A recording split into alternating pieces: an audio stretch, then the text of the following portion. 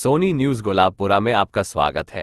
भीलवाड़ा जिले के गुलाबपुरा में शास्त्री नगर में 7 दिवसीय भागवत कथा के समापन पर रसिक महाराज ने कृष्ण सुदामा का वृतांत सुनाकर सबको भाव विभोर कर दिया।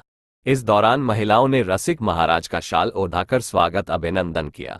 समापन में विदाई भजन पर सबको भाव विभोर कर दिया। देखिए समाचार। आज तुम्हारी भाभी ने मुझे भेजा है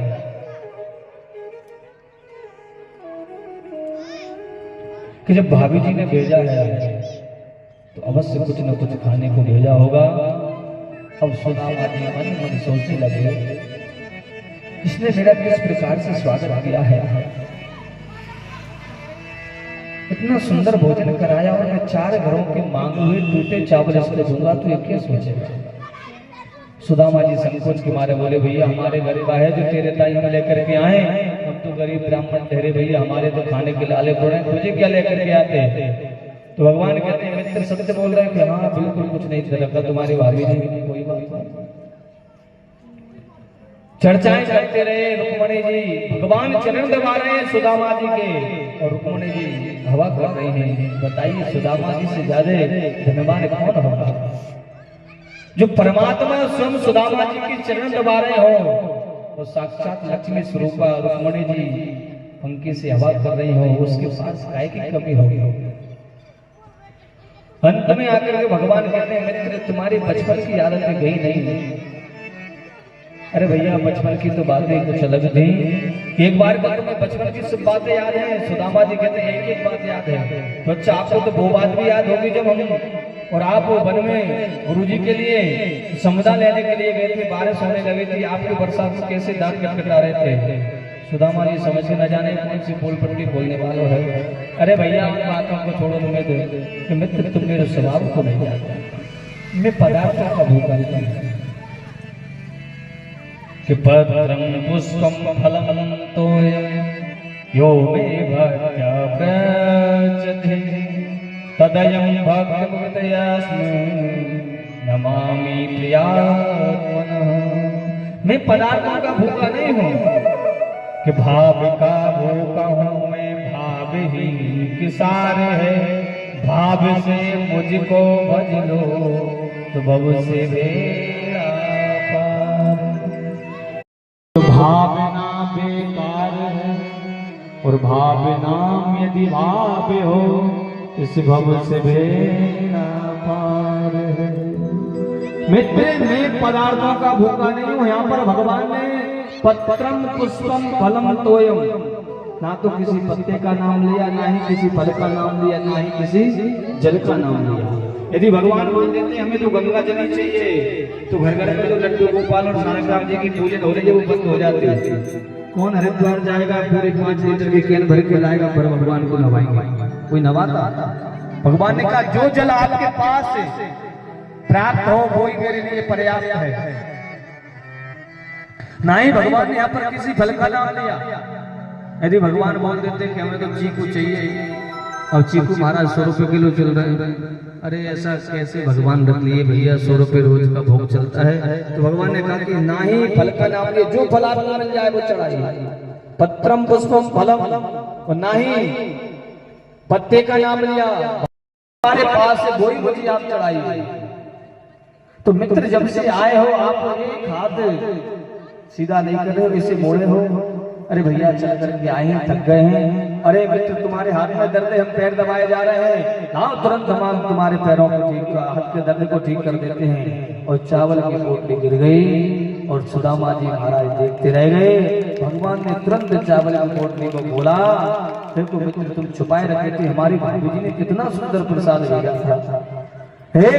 चावल मुख में लिए और आंख बंद करके सुदामा जी महाराज को भगवान ने 1 लोक की संपत्ति प्रदान कर दी। दूसरी मुट्ठी चावल भगवान ने लिए सुदामा जी महाराज को 2 लोक की संपत्ति भगवान ने प्राप्त कर दी। तीसरी मुट्ठी लेने वाले रुक्मणी जी ने हाथ पकड़ लिया कि महाराज सब कुछ देकर के खुद सुदामा बनना चाहते हो।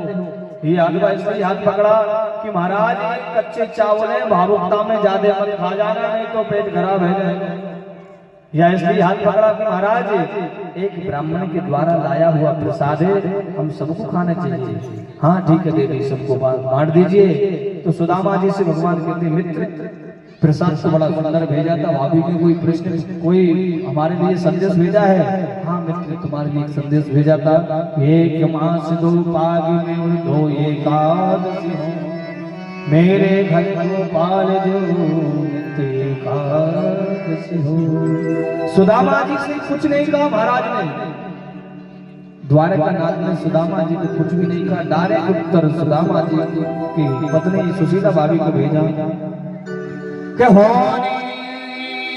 होने की सो हो गई, अब न ऐसी हो, भाभी तेरे द्वार पे नित्य द्वादशी हो। होनी सी तो है गई, अब न ऐसी होए, भाभी तेरे द्वार पे और नित्य द्वादशी हो। आज से तुम्हारे घर में एकादशी होगी नहीं, मेरे वैष्णव भक्त महीने में 2 द्वादशी का व्रत करते हैं, तुम्हारे घर में द्वादशी रहेगी। भगवान देना सिखाते हैं। भगवान ने सुदामा जी को कितना दिया, जो जितना द्वारकापुरी का साम्राज्य था उतनी भगवान ने सुदामापुरी बना करके सुदामा जी को दे दी, लेकिन सुदामा जी से कुछ भी नहीं दिया। उसी प्रकार से रहीम जी महाराज जब दान करते थे तो अपने नेत्रों को नीचे करके दान करते थे। तो किसी ने कहा कि महाराज आप अपने नेत्रों को नीचे क्यों करते हो, ऊपर क्यों नहीं देखते हो? रहीमदास जी कहने लगे प्रभु देखो, कि देनहार कोई और है, कि देनहार कोई और है और भेजत है दिन रैन, लोग भरम हम पर करें क्या से नीचे। रहीम जी कहते हैं कि देनहार कोई और है, भेजत है दिन रैन, लोग भरम हम पर करें क्या से नीचे। नहीं, देने वाला तो परमात्मा है, ना ही हम कुछ लेकर के आए थे और ना ही कुछ लेकर के जाएंगे। किस चीज का घमंड हम करें?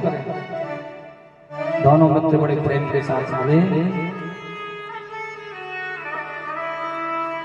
और मिलने के बाद में सुदामा जी मैंने सोचने लगे कि भैया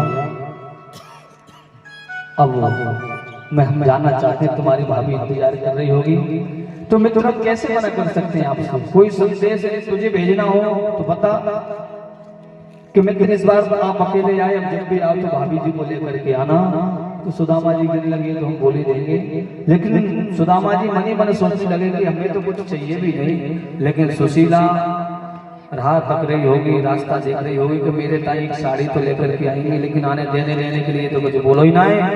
ठीक है मित्र चलते हैं, और सुदामा जी चल दिए। चलते चलते सुदामा जी मन ही मन सोचने लगे कि आज मेरे मित्र ने किस प्रकार से मेरा स्वागत किया, सम्मान किया, आदर किया। अंत में आकर के सुदामा जी अपने नगर में आए। नगर में आकर के सुदामा जी कहते हैं कि जो हमारे घर में जो हमारी झोपड़ी थी, झोपड़ी को हटा करके बड़े बड़े महलों को किसने बना दिया? अरे झोपड़ी गई तो गई, लेकिन हमारी सुशीला कहाँ गई? सुशीला गई तो गई, लेकिन बच्चे कहाँ गए? सुदामा मंदिर देके धरे, सुदामा मंदिर देके, सुदामा मंदिर देके धरे, जाती मेरे गर्दन मेरी तू भी बढ़िया, तो मेरी तू भी बढ़िया, कंजन में हृदय सुदामा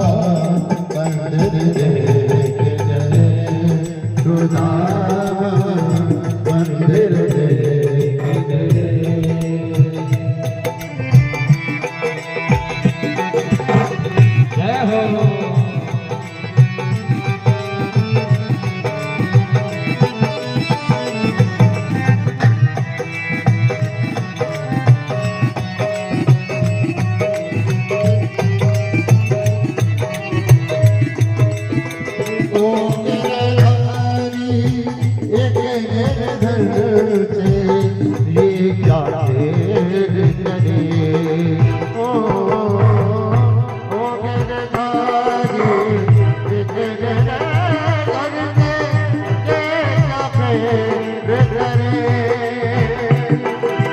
वो घर के मालिक घर के बाहर की खोज करे करती नानी घड़ीदार में करती नानी घड़ीदार में मेरे नाते भरे खुदा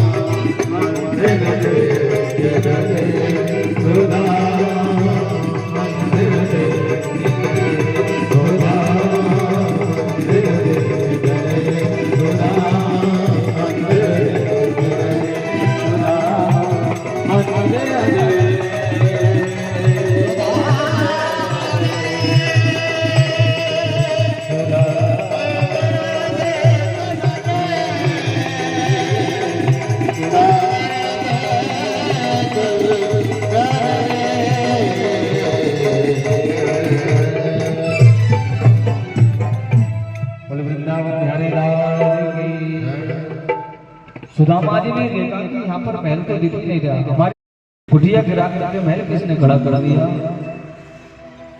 जो सुशीला भाभी ने झरोखे से जाकर के देखा कि हमारे स्वामी जी अपने मित्र से मिलकर के आए हैं, तो तुरंत दास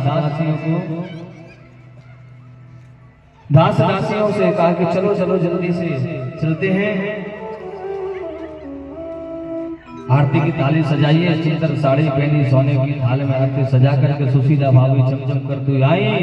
और सुदामा महाराज की जो जयकारे लगाए तो सुदामा जी मनी मन और घबराने लगे। किसी सुदामा नाम के राजा ने हमारे कुटिया गिरा करके महल खड़े कर लिए हैं। और जो सुशीला भाभी ने आरती घुमाई तो सुदामा जी महाराज पीछे हटने लगे। तो सुशीला भाभी कहती, वाह महाराज, ऐसे अपने मित्र से मिलने के लिए गए कि मेरे को ही भूल गए। जो सुशीला की आवाज को सुना तो सुदामा जी कहने लगे, वाह सुशीला, तेरे दो दो चुटेला, ये सोने की थाली और चमचमाती साड़ी ये कहां से आई? कि महाराज आपको कुछ पता नहीं है? कि नहीं, ये सब तुम्हारे मित्र नहीं तो दिया है महाराज। सुदामा जी की आंखों में आंसू आ गए।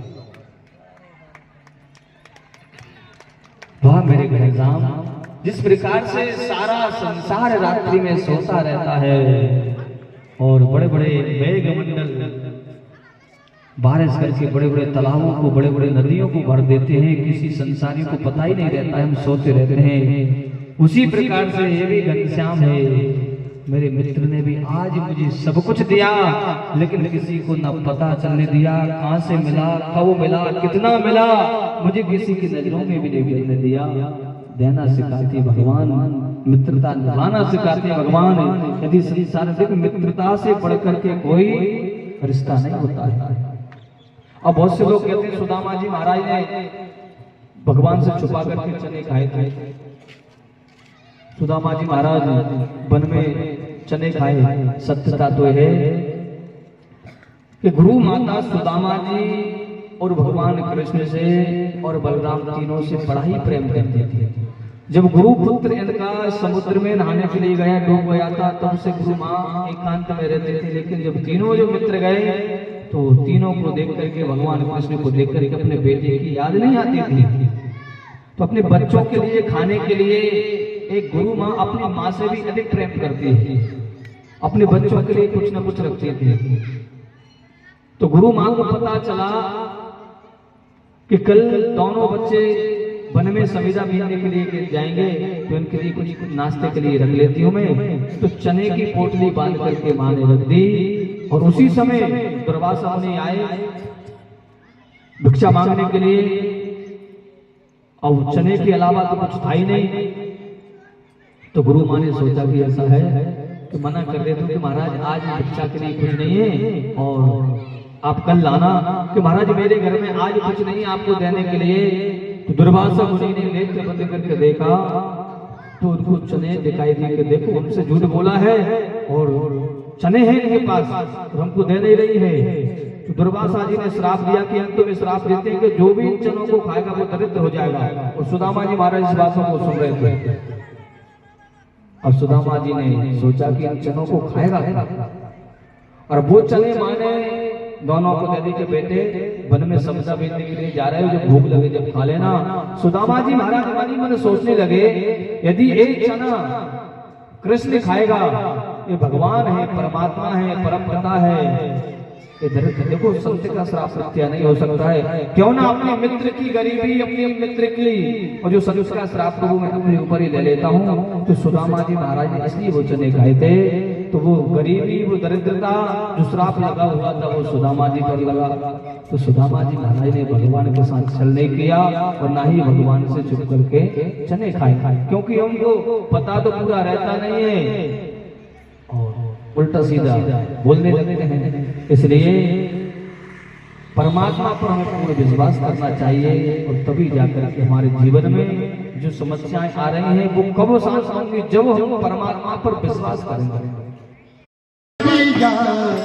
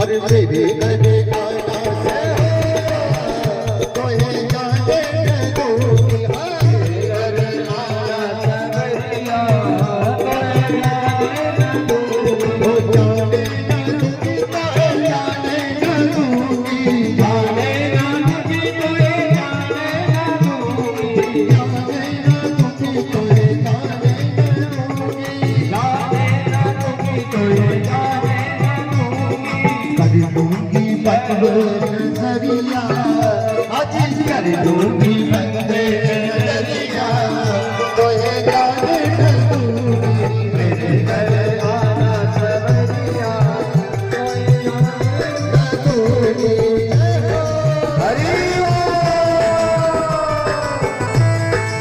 बंसी वाले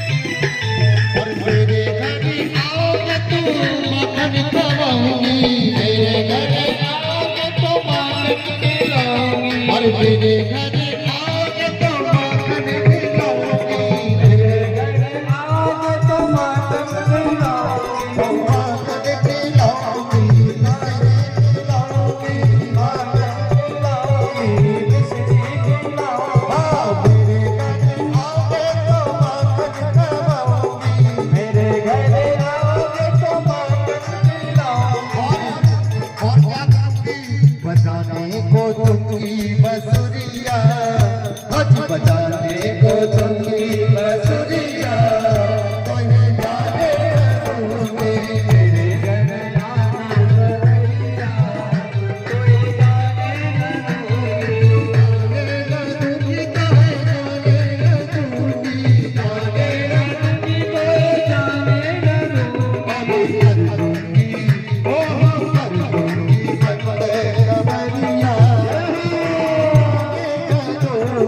मेरे घर आना सवरिया तोहे जाने न दूंगी हरि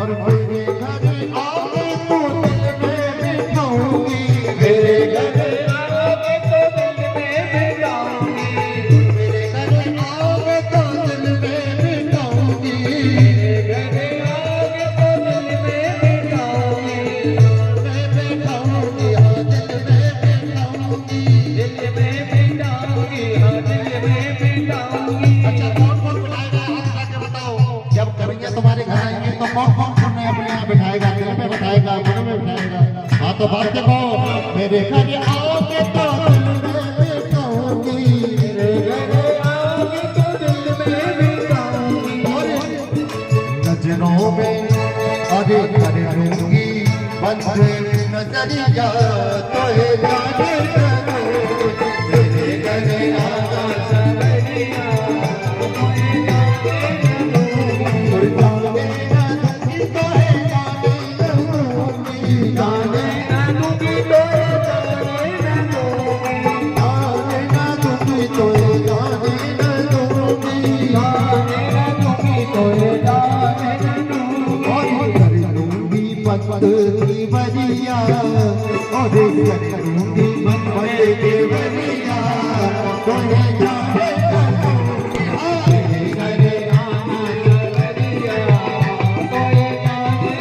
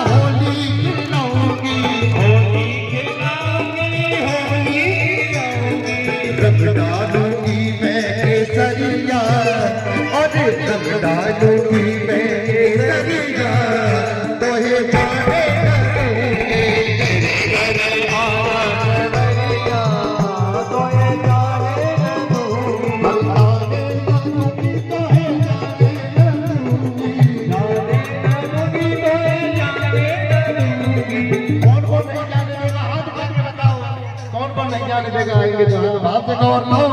और मेरे घरे आना सवरिया तो ये जाने दूंगी। मेरे घरे आना सवरिया तो ये जाने दूंगी। मेरे घरे आना सवरिया तो ये जाने दूंगी। मेरे घरे आना सवरिया तो ये जाने दूंगी। मेरे घरे आना सवरिया तो ये जाने दूंगी। मेरे घरे आना सवरिया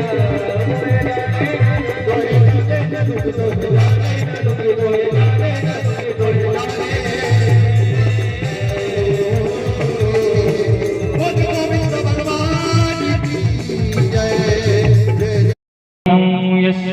नाम संकीर्तनम यस्य सर्वे पाप विनाशनम सर्व पाप प्रणाशनम प्रणामो दुख समनस्तम प्रणामो दुख समनस्तम नमामि हरि परम हम नमामि हरिं परम नाम संकीर्तनम यस्य नाम संकीर्तनम यस्य सर्वे पाप विनाशनम सर्व पाप प्रणाशनम परिणामो दुख समनस्तम प्रणामो दुख समनस्तम नमामि हरि परम नमामि हरिं परम नाम संकीर्तनम यस्य नाम संकीर्तनम यस्य सर्वे पाप विनाशनम सर्व पाप प्रणाशनम प्रणामो दुख समनस्तम